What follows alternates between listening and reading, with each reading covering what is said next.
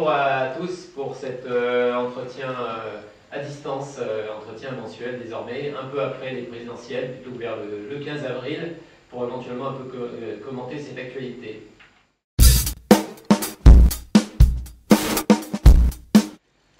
Les enjeux sont, on va dire, immenses. Maintenant, entre les deux tours, c'est plutôt après que ça va se jouer.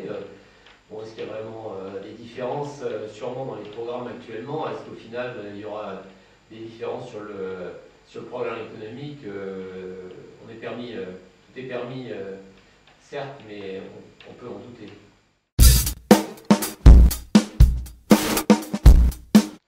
Alors, question sur le Royaume-Uni, sur l'Espagne, sur la Grèce. Bah, les choses vont plutôt moins bien qu'on pourrait l'espérer. Je crois que tous les pays qui ont mis en place des politiques dites d'austérité, de réduction des dépenses, fatalement elles vont être en décroissance pendant un certain temps, c'est inévitable.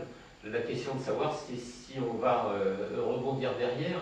Le Royaume-Uni a quand même beaucoup de ressources, a une monnaie qui est indépendante et donc ses dirigeants peuvent jouer, entre guillemets bien sûr, sur la modularité, je dirais, du taux de change, est plus aisément que les pays qui sont dans la zone euro.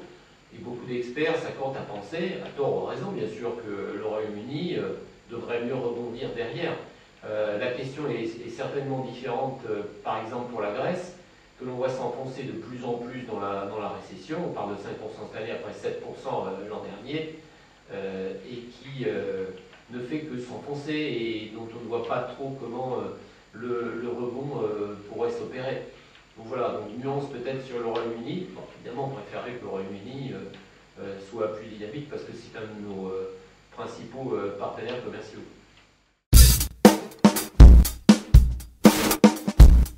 Alors, vous me parlez donc à l'instant d'une reprise annoncée par Nicolas Sarkozy. Je vois qu'il y a beaucoup de propos qui sont tenus parfois un peu à l'emporte-pièce par les uns et par les autres pendant la période électorale. J'avoue que je n'en ai pas pris connaissance.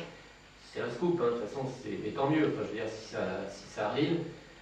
Bah, les patrons, ils sont attentifs, ils sont toujours inquiets, mais souvent, fort heureusement, ils sont plus inquiets pour la situation générale que pour leur entreprise en particulier. Maintenant, de reprise, je ne la vois pas venir, pas plus, je pense que beaucoup d'experts ou de spécialistes ou d'observateurs dans les mois qui viennent. Je crois que la question, c'est surtout de stabiliser la situation et de prendre des mesures qui vont nous permettre de rebondir par la suite. Alors, quelles sont-elles? Quelles sont les bonnes méthodes?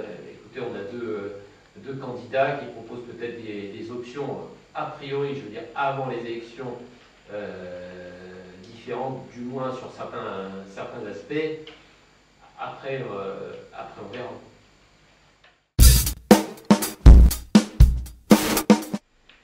Bien, écoutez, terme donc de ce blog vidéo, de cette édito vidéo du mois. On se retrouvera après le deuxième tour de le présidentiel, dont le résultat quand même, sans vouloir jouer les prévisionnistes, ne me paraît pas faire de doute.